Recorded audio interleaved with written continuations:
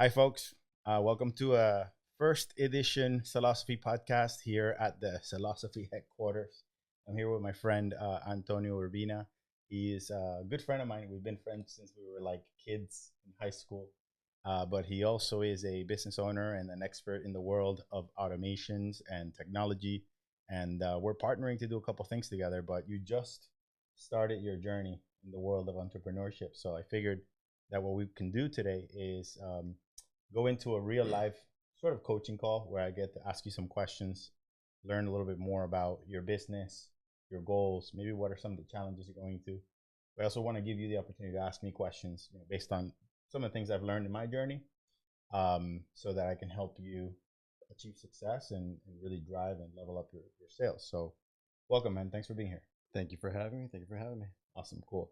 So just for the benefit of the group, give us a little bit of a background of like what got you into the world of starting Momandpop.ai. Sure.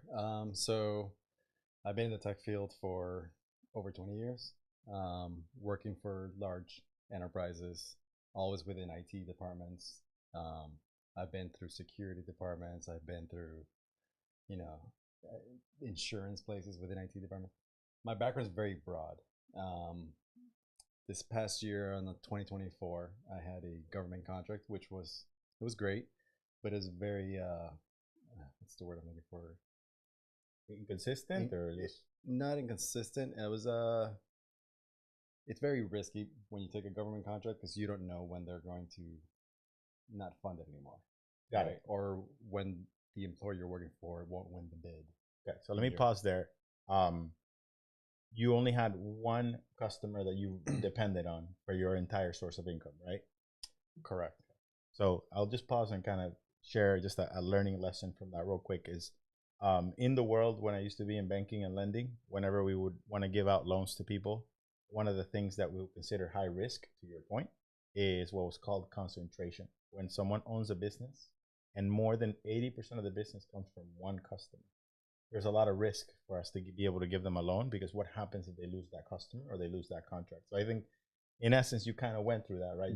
You didn't diversify enough sources of income. At all. And that's been like that. And I think for the majority of people, it's like that, where they depend on that large employer that gives them a salary. Mm-hmm. So this happened 2024. My contract ended abruptly in mid-April. Okay. And since there, I did the typical thing, revamp my resume about 100 times, adjusted for every single role that I thought I was a good candidate for. It turns out that the job market right now, or during my time of search, was very, very saturated, especially in tech. Too much competition. Well, it's also because a lot of the layoffs that have been going on with the world of like Spotify, Google, Meta, like they had a lot of layoffs. So there's a lot of supply of that. Of course, right? Very, very high skilled individuals in the job market, all competing all competing for the same jobs. Okay. So since April, it was a struggle. Didn't really. I interviewed so many times I can't even count. But none of them turned into anything. So, I've always had this idea in the back of my head that, what if I just run my own company? I see people do it all the time. And, I have friends that do it. And, it's successfully, of course. Thank you. And, it kind of inspired me to, okay, well, maybe I should do it. Maybe I should just take the plunge and start it, and it was almost a no-brainer, I think, after speaking with you, that this is the right path, I think, for me. Yeah. So the first thing I want to tell you is congrats. Thank you. You did it, man. Thank you. It takes courage to do this. Yes. It's not easy. If you ever are in a corporate world and you're happy with your corporate contracts, or your day-to-day or your paycheck to paycheck, and going into this, you're literally diving into the unknown.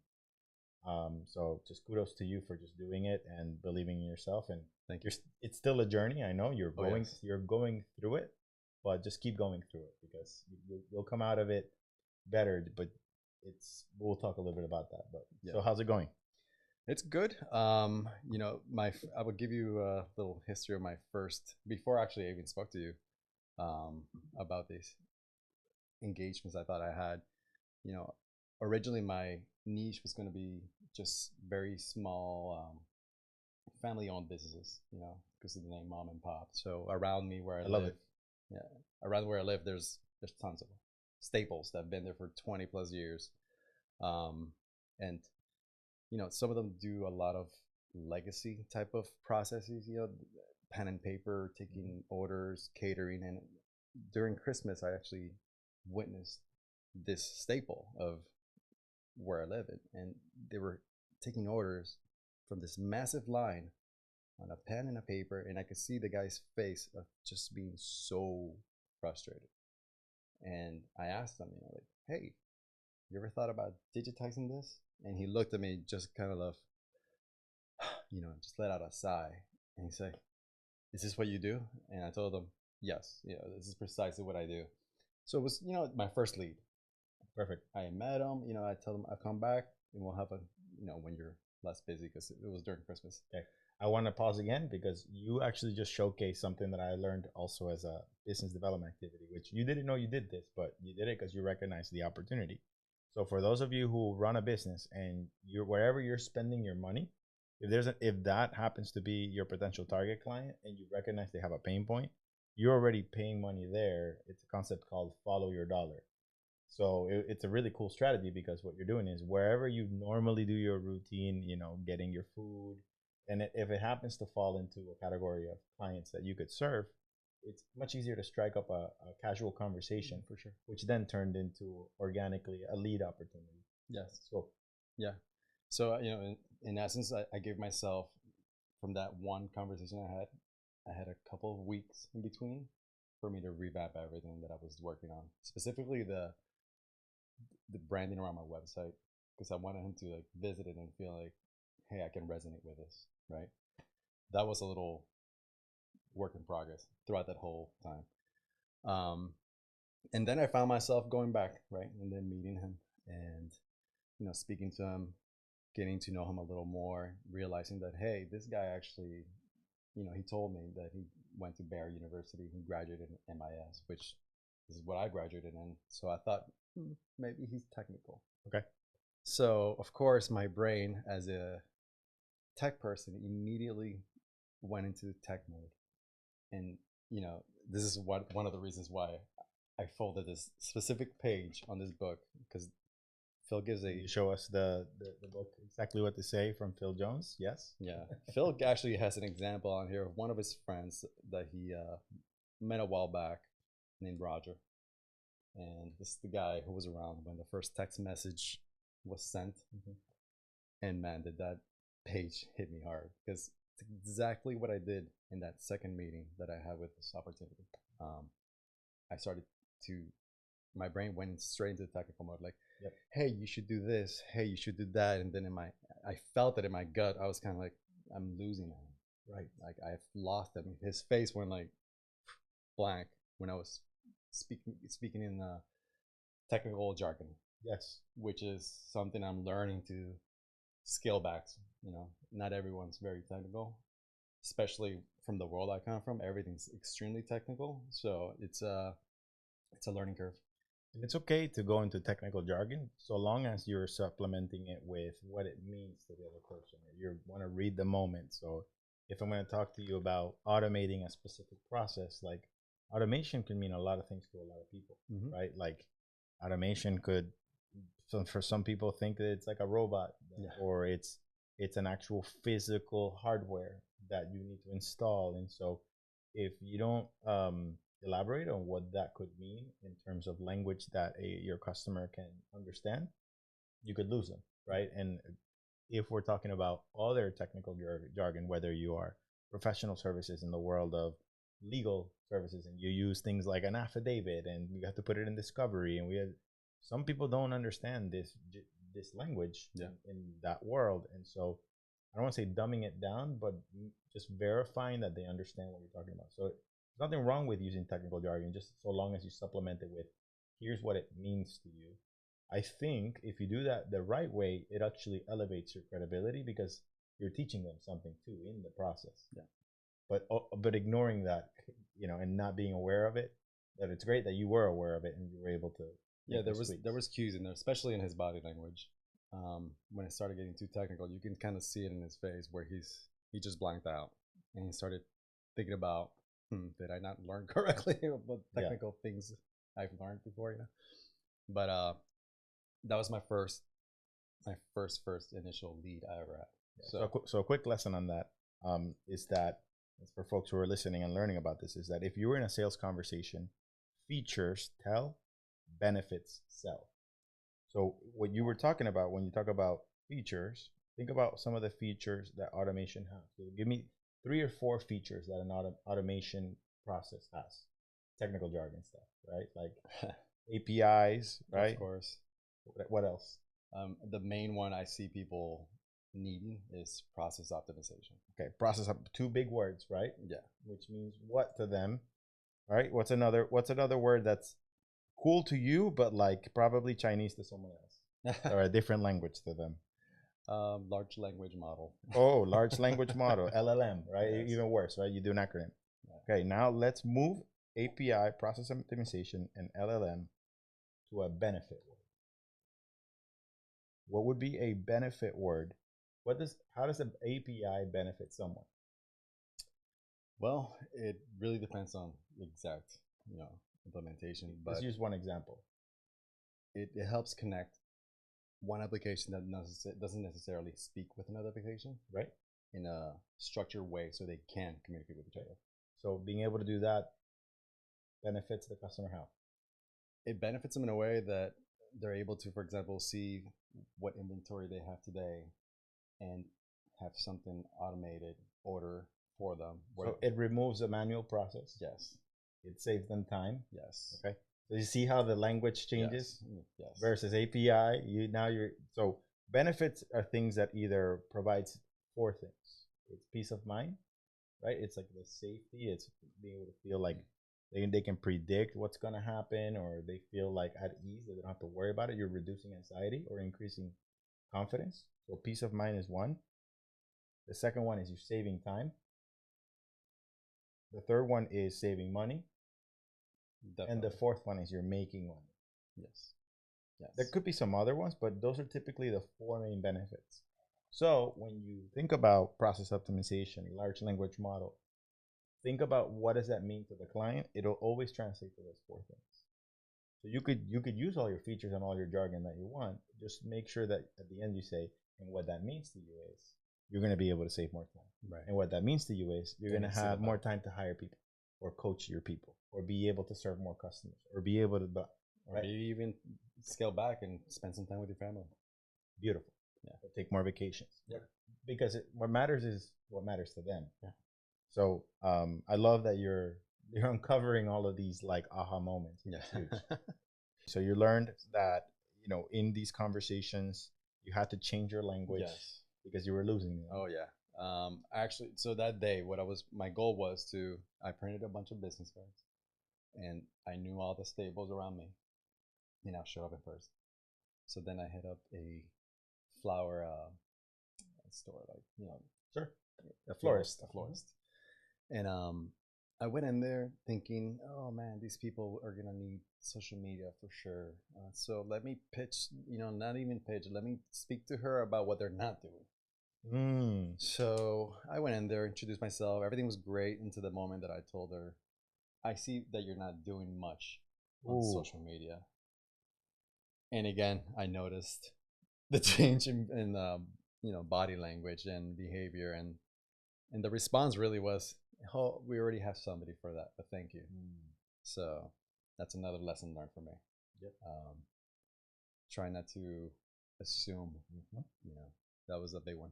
Well, real quick, I just want to pause on that. And one of the frameworks inside that book and the Exactly What to Say system is that being curious can be very powerful in avoiding judgment or assumption, going to the assumption trap. So rather than going, I see that you suck at this, or you might have said it with good intent, but the way they received it is you're judging them, right? Or you're assuming that they're not doing something. So instead, could you flip that and just ask a question?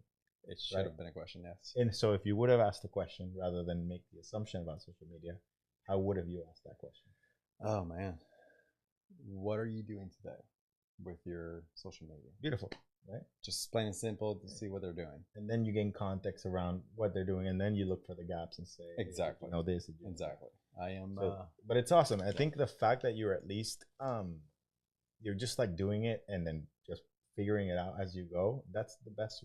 The best teacher is experience, right? And just the fact that you're going out there and trying and I think you have a good heart, right? So I don't think people feel like you're doing it with malicious intent. It's just lack of knowing like what are the right ways to position and to present and to articulate your value and what your intent is. And some of it just you have to figure out what doesn't work. Yeah, you eliminate that and then try something new. Yeah, and that wasn't the last place I visited either. I went right afterwards to I think it was an Italian market type of place where they they just sold all sorts of things, prepared food and all that. And I seem to catch the owners always at their busiest or when they're wearing multiple hats. They're doing the cooking, they're doing the register, they're taking care of the customers, and I seem to what's the word I'm looking for? I seem to catch them at the wrong time. And catching them at the wrong time, they still made time to come over and greet me and introduce myself. But at the time, when I met this one guy, his first question is, "What do you do?" And at that time, when I saw him completely flustered with all the work he's doing, I kind of struggled and almost not misrepresented myself, but again, assumed that he needed more foot traffic. I assumed that he's not getting enough orders online, just because from what I can see on the website before I even went in there. I did a little homework before I went into these places, but still I didn't ask the right questions. Okay. So I found myself a little stuck on that one, where I would just hand them my business cards and told them, I'll come back when you're a little less busy. Yeah, I think that's fair. Probably a better approach because you don't want to try to pitch something to someone when they're understaffed and overwhelmed and all those things. But so it sounds like you've done some observations. You've gone through some of these places where you usually go eat or you spend your money or do your shopping, and you've identified some common themes, right? So the ones that you observe is that a lot of business owners are wearing a lot of hats. They're trying just to control everything, or they have manual process. That's one of the biggest pain points. But when we think about online presence, I know you also specialize in the world of SEO and being able to build websites, and you do some coding and some other things so that people can have more visibility and they can be found easier. What are some of the common issues that you find with people who start a website thinking that that's going to solve their problem or bring them traffic, but in essence it's not bringing them traffic? From the technical aspects, the main thing I see is some people either overspend or underspend their impact on the website. So what I mean by that is you can have somebody have a super in the word cheap, I don't mean cheap like it doesn't look good or anything like that. I mean like cost effective solution for their website, and it looks great and it's working great. And then you have people who are purchasing very scalable systems that are they're expensive and their website is horrendous. So it's like underutilized features. Yes, and the website really doesn't encapsulate what they're selling or what they're offering or what the service is. It's you go to their website and it's just a bunch of content, really videos and very heavy images that take a while to load, and absolutely nowhere do you see any call to action or anything like that. Right. So. Interesting, right? And you and I have engaged in a couple of projects together, and you've been able to do a lot of these audits, and we've been finding some common themes. I think a lot of people do kind of the essentials to get the website started. They probably feel like figure out a template, and then they just follow that template, but they don't really put extra effort or thought behind it. And one thing that I've noticed a lot is a lot of people talk about us, like here's who we are, here's what we do, here's everything about us and why we're great, why choose us. And the flip that you and I were talking about is who are we serving here? The end client. So we need to also shift the language to make it about what do you get from hiring us? what's the benefit to you? So I think that was a big piece, is being able to have the right copy so that it captivates that ideal client target and makes it less focused on who are we as a company and who are you as the client that we want to help and what problem do we solve for you and what do you get out of hiring us. So I think that was huge. But to your point, like there's got to be the navigation aspect, make it easy for someone to know how to follow the story of the website and then bring an emotional connection to then inspire someone to click on book a call, buy here, add the cart, whatever that looks like.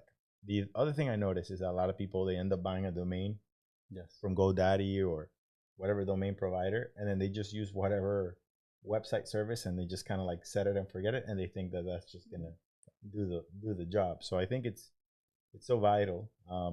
And I'm also noticing, I'm hearing and reading that Google is not the primary search engine now for everything, right?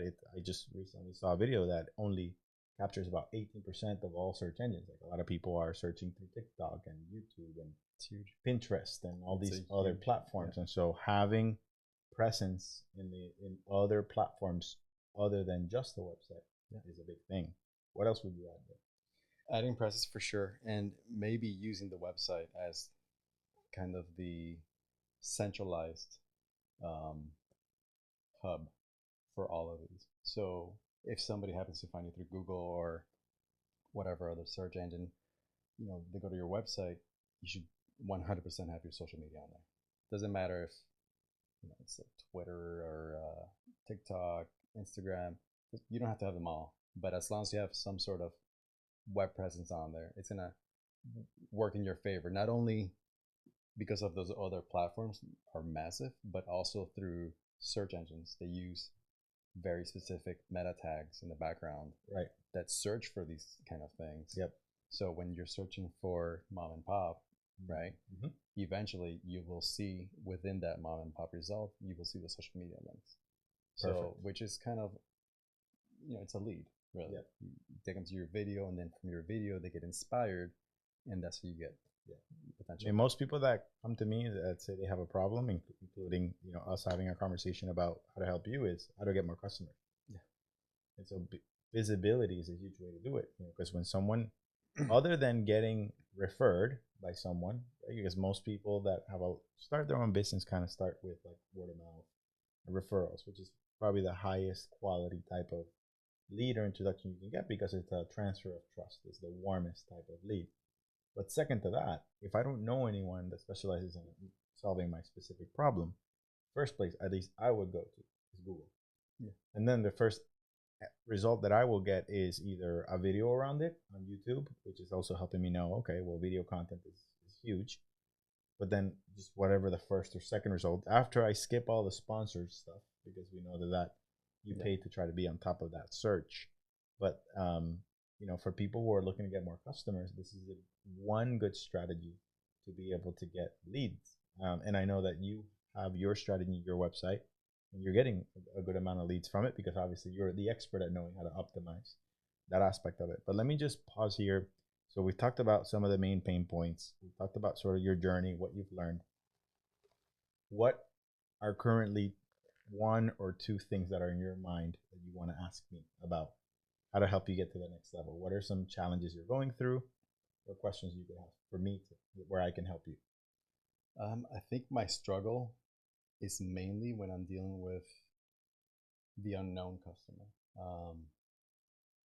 Kind of like goes back to that one example with my first lead, where I wasn't sure exactly what his struggle was.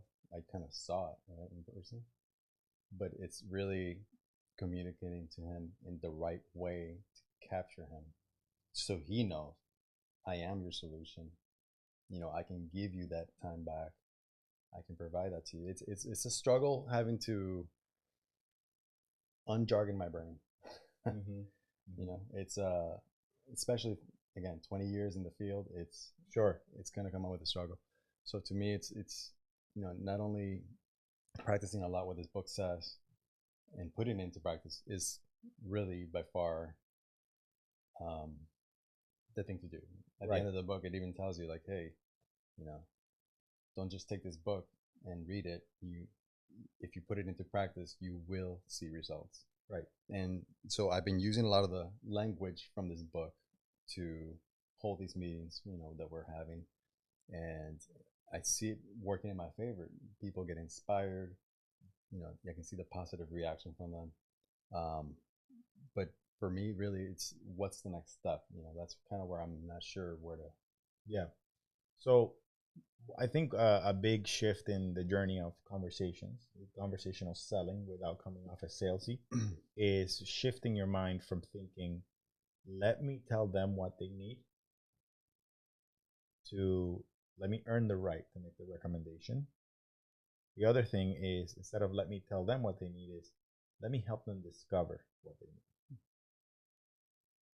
See the difference? Yeah. The only way you help someone discover what they need is by asking questions. Yes. Right? That's the main thing, I think. So if you could get a fast pass to getting better at mastering how to help people feel more connected to seeing how they would qualify for your services, it needs to be by actually slowing down. As weird as that sounds, we're talking about how to get there faster is actually by slowing down.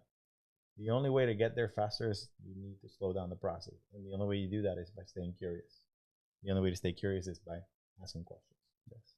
So if you could come up with 5 key questions you can ask in every single conversation that would apply to almost every single potential customer, what would be the 5 questions you would ask? And they have to be open-ended, not close-ended, right? So open-ended, the difference, right? What, where, when, how, why. So what could be those 5 questions off the top of your head? Oh, putting me on the spot here. Yeah, well, that's the goal, right? I would start maybe by, what's the most repetitive task you have today? Okay. That's kind of pinpointing in their head where. Why do you want to ask that question? Because repetitive tasks can be automated. Great. So that's kind of at the core of my business, right? Anything that's repetitive, most likely can Let's be take that automated. example for me. Okay. Ask me the question and I'll give you my answer, and then let's see what will be the next follow-up you will ask me. What's the most repetitive task you have today? Mostly for me is after I've done recording content like this, I have to come up with a description with what it is that the content is.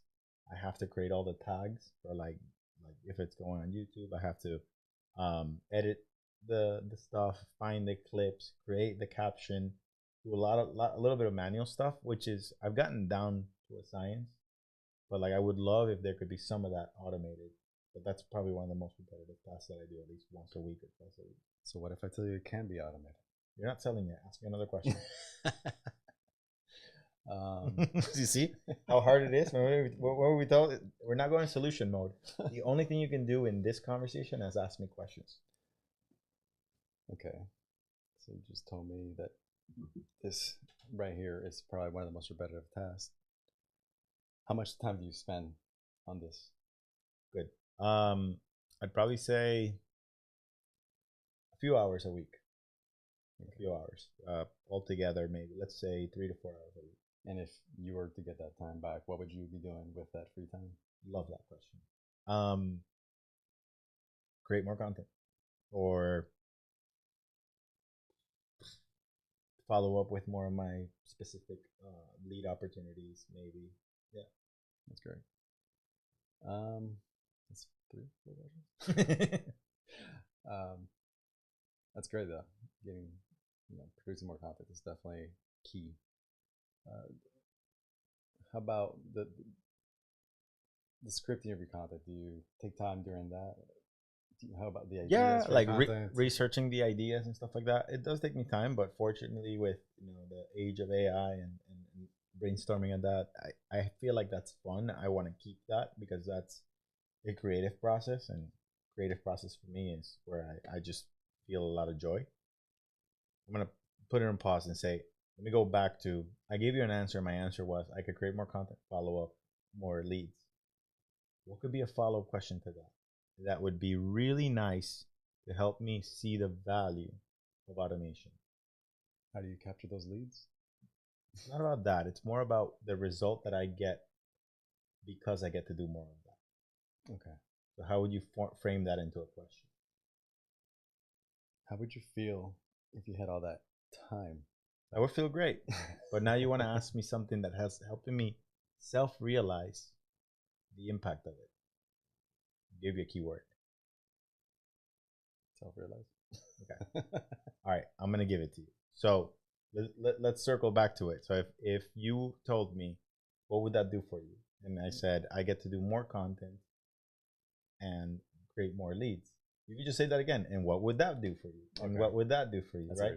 Or you could say, well, what would be the impact of you being able to create more content? Well, I can get more leads. I can close more deals, which means that you get more business, right? Yes. Which means that more money in your pocket, right? Boom, we got to the benefit. Remember the benefit is make money, save money. Yeah. That's all you got to do is ask enough questions until you get to that result. To find one of those 4 things. Peace of mind, more vacations, save times, make money, save money.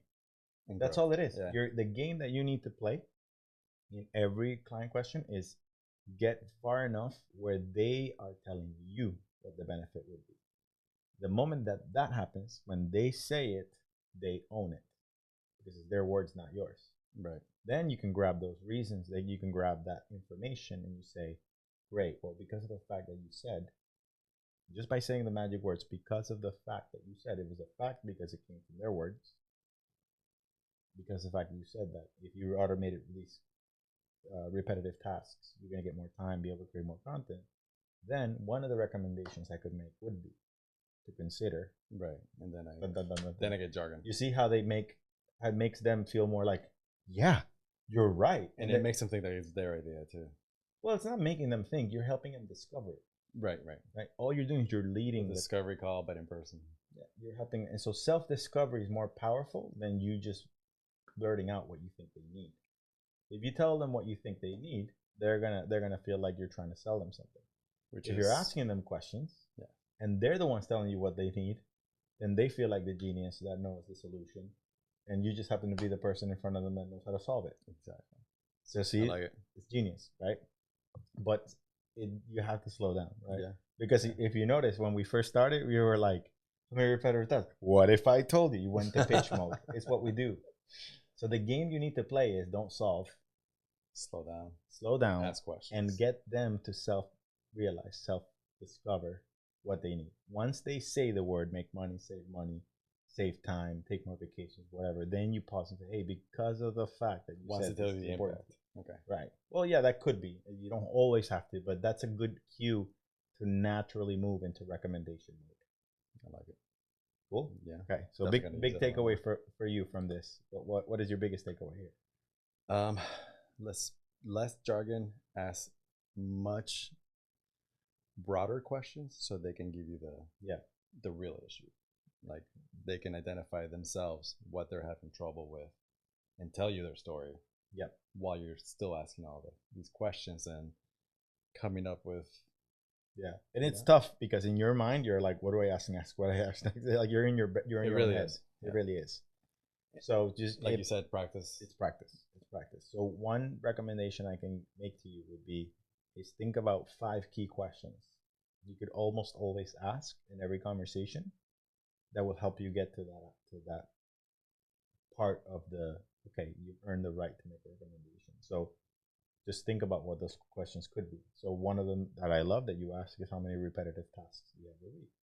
You can make it even broader. You could say, what's the biggest challenge that you're currently having right now? If you notice, we've had some joint calls with some business owners. Yeah. What are some of the questions that you notice me always asking at the beginning? It's that one right there. Right? So what are your top 3 priorities? Yeah. So you're helping them narrow down what it is you want them to share with you. Too what they're right. Yeah. And when they say the first one, you say, great, and what else? I'll give you the second one, great, and what else?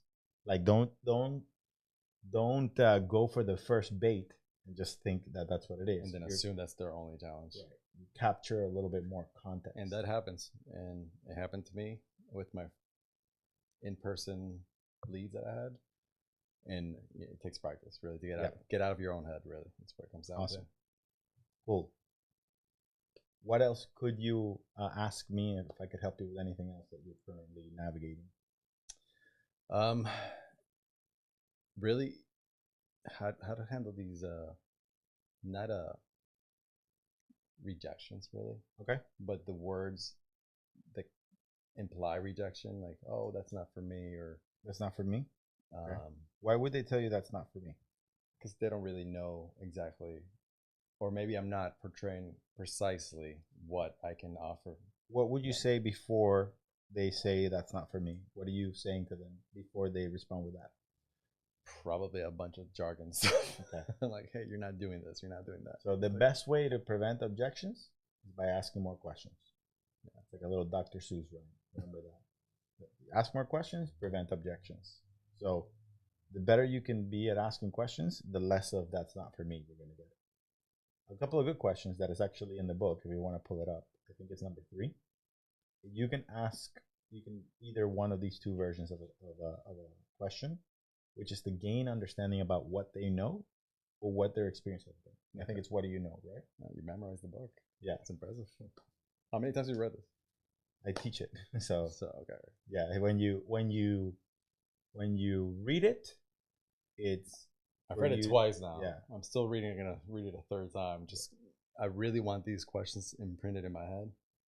I've caught myself using them, but there's other scenarios in here that play out better in my favor. So I'm kind of learning how to navigate through these questions and their answers. It's yeah. When you like, so this one just says, "What do you know?" You just fill in the blank with the rest of the question, right? So you could say, "What do you know about the benefits of automation?" Right. So you see how much easier you can frame that. Or maybe they don't understand it, because that's usually the thing. People don't understand. The only thing I would just share when you ask a question like that, like "What do you know?" could be, you could, if you do it with the wrong tonality, you could risk coming off as like a little bit arrogant or like condescending. Right. So one way that I would just sprinkle in to combo that with is, hey, just out of curiosity, so that they know that you're not coming from a place of judgment or a place of like letting them know that you know more than them. So you can say, hey, just out of curiosity, what do you know, or what do you understand, or what is your experience with leveraging automation, to help you save time or save money or get more, right? Yeah. So by doing that, that's not for me puts them into a place of curiosity rather than shutting down. The other one that I like, number 2, is open-minded. So if they say that's not for me, well, would you be open-minded to learning about how automation could potentially benefit your business? You're not pushing. Open-minded is just implying, well, if you are not open-minded, that makes you close-minded. Nobody wants to see themselves as close. There's a few folded pages in here of key ones that I liked, specifically around my business. Is the one I'm planning on putting into practice is, this may not be for you, but, and then I take it from there. Yeah. Because most people don't know what automation or even AI can do for them. So that preface to the question works in my favor. And it's one of the ones I and by you already sort of rejecting them a little bit, makes them a little bit more like, well, hang on, this might be for me. It could be for me though. Exactly. Like, who are you to tell me that is and what it was not? So it's nice. Again, and if you do it, you're doing more like, hey, look, it could be or it may not be for you, but here's something for you to think about. So it's like, hey, I'm not pushing anything. I'm gonna put it on the table. It's up to you to grab it. Sprinkle your knowledge in there. Yeah, it's up to you to grab it. But then that's where you position. Here's the benefit. Here's how I've helped others do it. Here's the impact that it's had on others.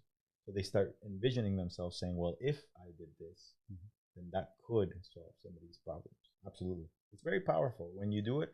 When it's like Spider-Man movie, right? With great power comes great responsibility. This is about doing it in an ethical fashion, something that aligns with who you are as a person and your intent. So I think you're using it with the right intention, and I think it's going to help you. It's very valuable for sure. The questions in here are very simple, but they're really strategic in conversations, and how to drive them to the outcome that you want.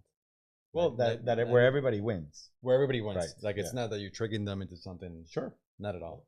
But for example, if you have 2 choices, or you have, like, I have another one here that I folded as 2 types of people. Yeah.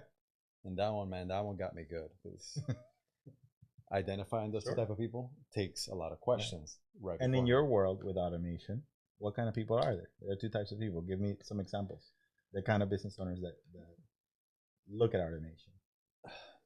Those that think they need to automate everything is very common, probably because I see it a lot more on the news lately.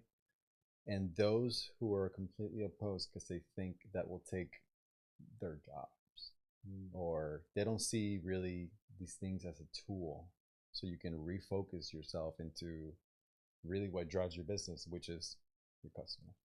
Yeah. So I also think about, there are two types of people, those who I call it suffer from SOS, which is called shiny object syndrome, that they sign up to all of these softwares thinking that they're going to solve everything. And then it's like just a little Band-Aid on a big wound, another little Band-Aid on another big wound, another little Band-Aid on a big wound. And those who realize that they can't do it all on their own and are willing to make the investment into a long-term solution by hiring a professional expert like yourself, but they know that it's an upfront investment, but it's got a lifetime payoff. Exactly. So you see, but when you put these people in these two categories, it makes the other person say, well, maybe I'm the one suffering from the syndrome of shiny object, and I need to hire the expert. So it puts you in a position where you're like, oh, okay, I want to be the other person. I'm sure we've already met with a couple of those. Oh, absolutely.